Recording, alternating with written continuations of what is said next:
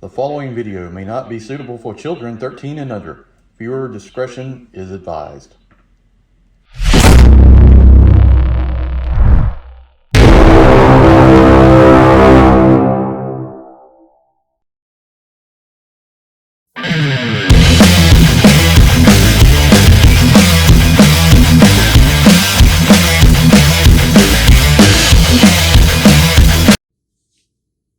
Hey everyone, Enewtabie here, and today we're going to take a look at GI Joe Retro Robert Grunt Graves. This is the last figure right now in the current wave of GI Joe Retro to unbox and review.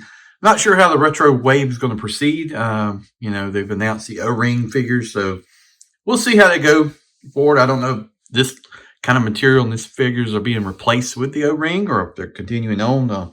It's a little vague to me how that's going to proceed, especially after the announcement of Snake Eyes and Storm Shadow. So I like this version of figures. I like the accessories, the way they're made. They come with a ton of equipment. So I hope that doesn't stop.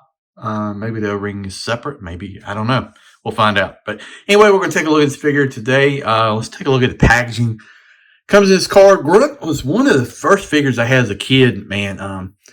I had basically every Joe there was for the first few seasons, and Grunt was like in the top probably 5 or 6 of the ones I had. I mean, Snake Eyes, Scarlet, Stalker. Stalker was the first GI Joe I ever had, so I remember that very clearly. A lot of this stuff stands out to me, but Grunt was one of the ones I had.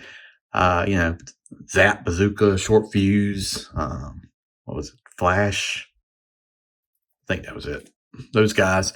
And he was one of them. They had the green suit. This has changed a little bit over the years with the design of this figure, but that's the packaging. Turn around on the back here. Robert Grunt Graves. Robert W. Graves. Infantry Trooper. Primary specialty is infantry. Secondary military specialty is small arms armorer and artillery coordinator. Birthplace, Columbus, Ohio. Familiar with all NATO and Warsaw Pact small arms as well as domestic civilian arms. A highly motivated, systematic individual. So, very cool with the card. The usual thing with me is I don't like that. I get we put the different languages, but I'd love more detail in here into the card. But great figure to have. I really want them to go through and at least before they're done with the line, get like some of the early guys done. But it seems to come with a nice little assortment of accessories. We're going to open it up, take it out of the packaging, take a look at it. All right, let's start off with the accessories. He comes with a stand, Grunt. Got the 2 pegs. Pegs seem to be different as they're, seems like the other pegs are usually like over here further down. But 2021 stamp, so they've stopped the 2007 stamp using those, and maybe they've changed it around here. Nice little design with the GI Joe print on there, like that. Comes with a helmet. Helmet was squished in the packaging. You can see it. Let me just kind of squeeze it out. The interesting thing, it's got the thing on the side here for like those visors that we all lost as kids. I broke plenty of them and lost them, like Breaker's microphone, and I think it was Flash's. It Flash, the laser guy. I think the clear visor or short fuse, the visor that flip down. I always lost that thing. Got a nice combat knife here. It's painted in drab green with silver painted details. It's nice. Good job with that. Comes with a backpack. There's no real detail here on that. It's all green. Would have been nice to get some kind of buckles or something. Make it stand out a little bit. Bunch of pouches here. I don't see any gear that stands out other than that. That'll plug into his back.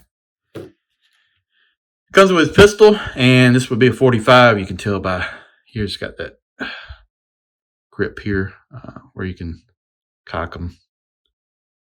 I forget what that thing's called, but you can tell it's a 45 by the shape of the design here. Usually most 45s have this into the mold and those lines, and then that where you put your hand on one, it's got that piece that goes over there. I've only shot a few of the 45s, but I forget what the hell it's called. Somebody put that in the comments. Let me know.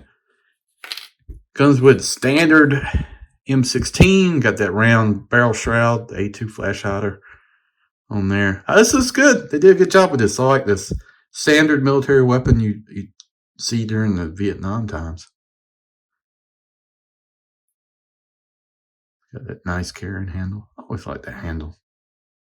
I had the integrated sight here for this.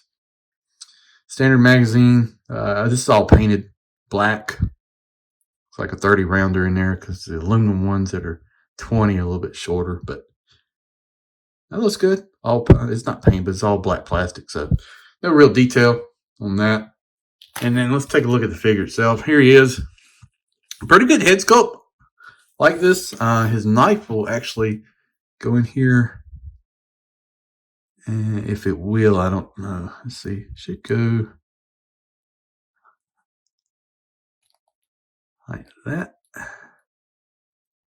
There we go. So you can plug his knife in like that. I think you could do it the other way too. Got a grenade here, painted in a green, silver buckle. Got kind of this brown web gear. We've got a canteen. We've got a holster here on the side for his pistol. See if that's going to plug in without being too much of a problem. It sure is tight.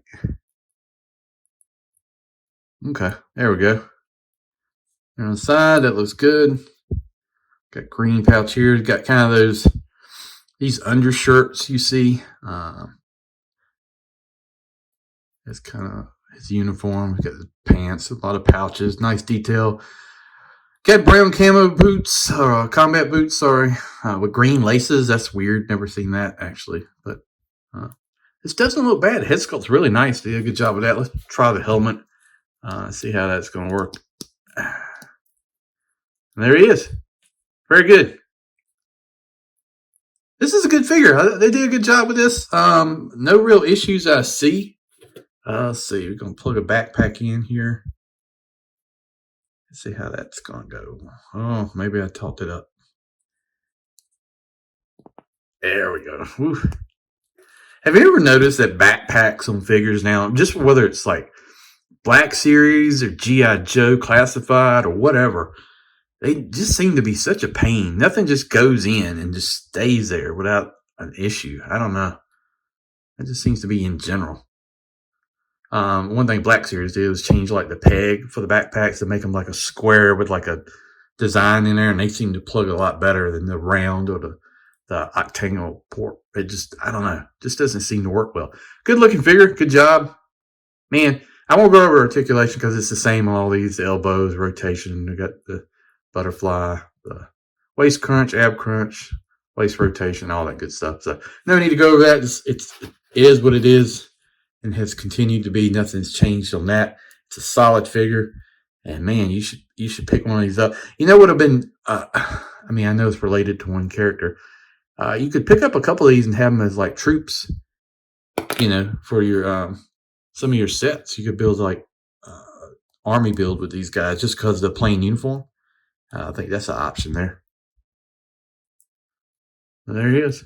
Looks good. Good job. Glad to have it to the collection. All right, real quick before I go, if you have not subscribed to the channel, I really would appreciate it if you would. That would help me out a whole lot.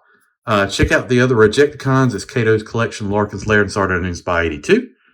Also, I've got a P.O. box at the beginning of the channel if you're interested in sending anything. And I mean anything. Just good stuff, though. Send it to the channel. Be glad to take a look at it. All right, guys, thanks for watching. Appreciate it. See you down the road. Yo, Joe. God, it's a cool looking figure.